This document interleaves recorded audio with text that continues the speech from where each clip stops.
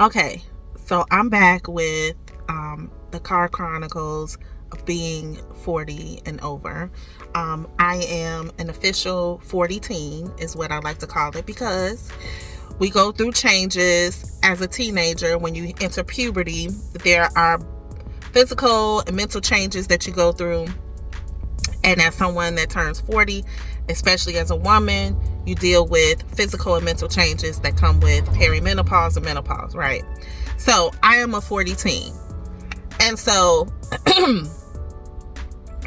this couple weeks of the experience of being a 40 teen is I want to talk about a little bit about health, I guess. Like, we're at the age where our loved ones are much older and they're going through these different health issues, from dementia to cancer and all these different things that our parents and grandparents are going through or passing away. And so you're surrounded by people who are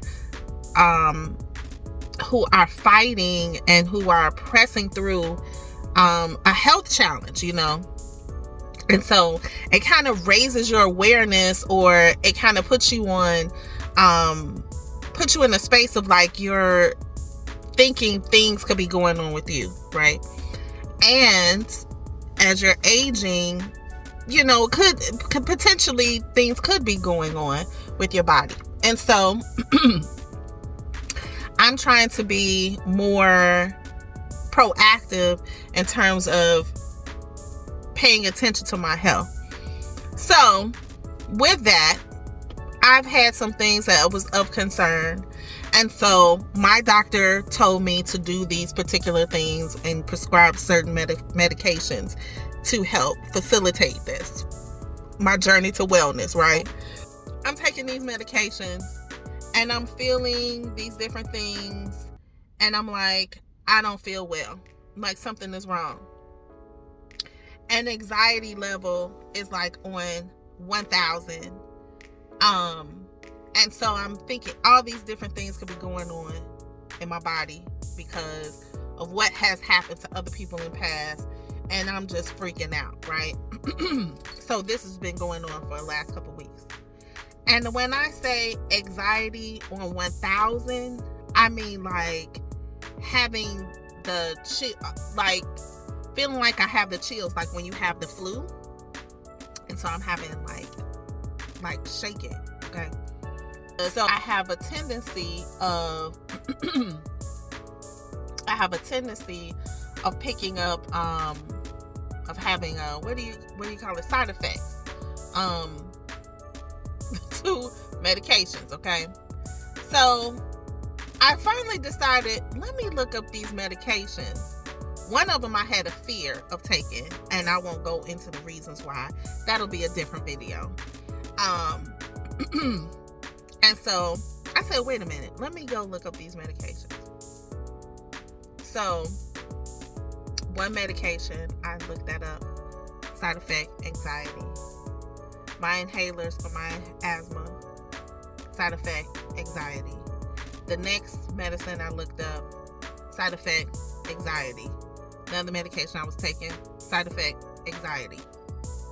So if I'm prone to a certain thing and it's going to pick up those side effects. So anxiety with one medication is one level, but if you have 4 medications with a certain level of anxiety, imagine how intense that is. And so what would happen, think about that, what would happen is you would get another medication to counteract the medication that you're taking, right? And so I said, now this is not to advocate not to take your medicine. So I was like, let me see if this is what's happening. So the next day I didn't take anything because one of the medications wasn't, I just wasn't taking because of going to the emergency room, etc. So I noticed that the level of anxiety had gone down some, and I'm like, okay, well, let me see if I don't take anything, if that will help. Didn't take anything. Have not experienced the anxiety. It was the medication. So it's not to say that other stuff wasn't going on, but the anxiety was making the dealing with it exacerbated. And I'm like, okay, so what, something else could be causing the other thing that I'm feeling. So what I'm saying is that sometimes you have to advocate for yourself when it comes to your doctors, and you also have to be your own researcher as well. Like, you can't totally rely on doctors to tell you or to prescribe for you what's best for you, because you know your body. So I'm telling them about the anxiety and things of that nature, and it's like, oh, well, it could be this, it could be that, or totally ignore it, you know. So sometimes you have to do the trial and error and know what's happening with yourself so you can be your best advocate, because doctors are going off of data that says that this happens to the average person, but you might be an outlier, you know, and your numbers or what's going on with you is not necessarily within the average. So for example, like I said, when they talk about side effects sometimes is like, you know, 10% of people, 2% of people, 3% of people. But that means that 3% of the people had the side effect. You could be within the 3%. So although it's low, the chances are low, there's still the chance. So if you notice it, another medicine that it's not Symbicort, but it's another one with,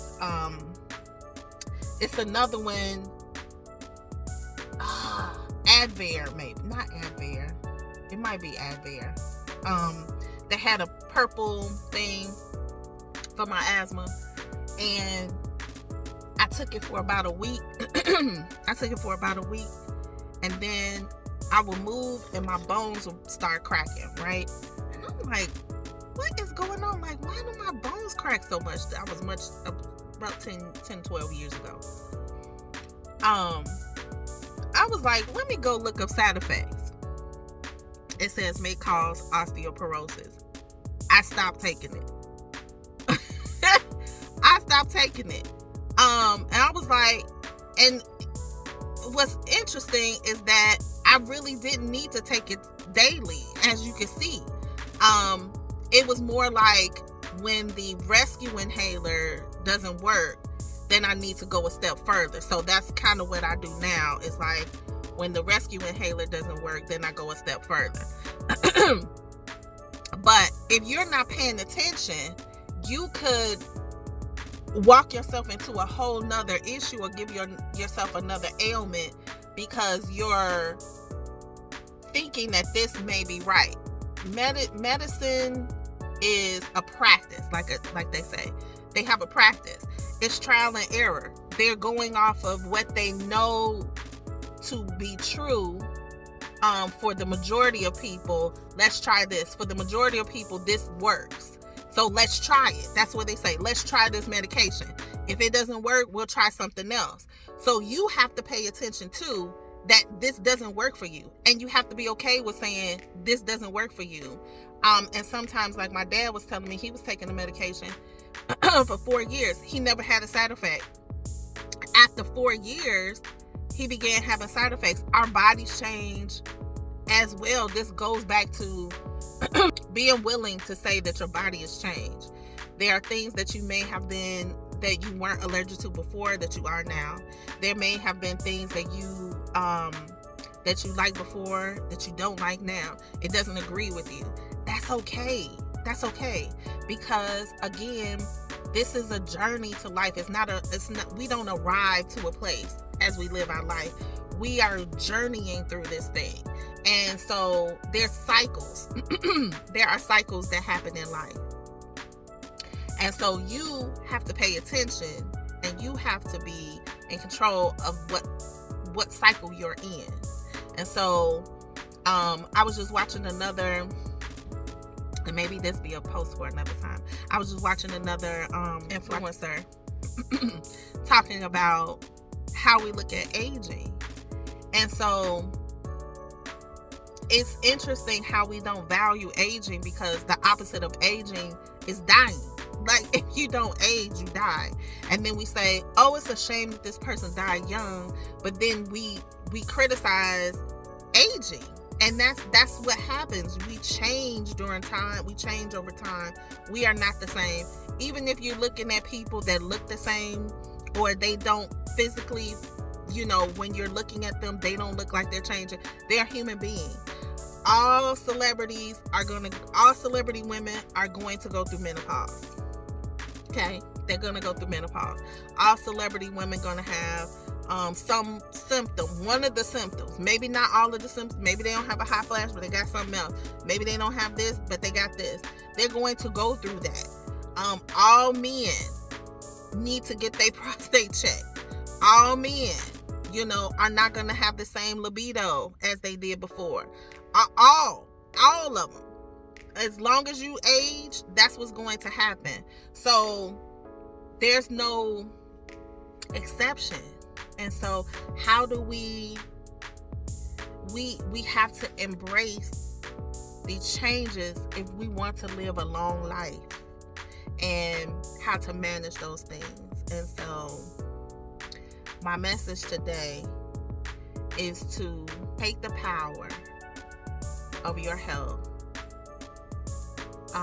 understand it, advocate, and research for yourself.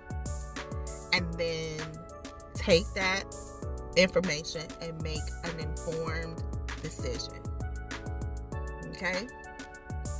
From one 40 teen to another, you are